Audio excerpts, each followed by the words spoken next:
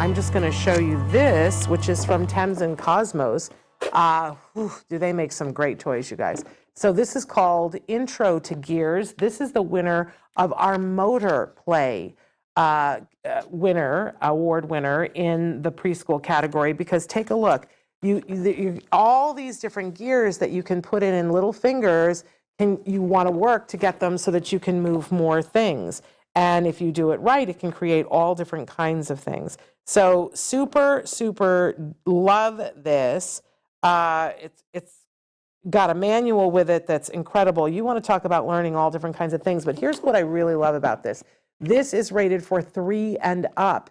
It's really hard to find toys like this in this age range that are appropriate for our younger kids that are preschool.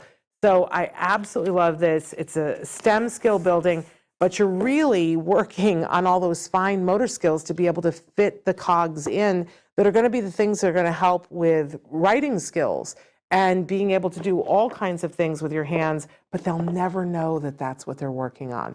I love that. 𝗵𝗲𝗂𝗃𝗲𝗄.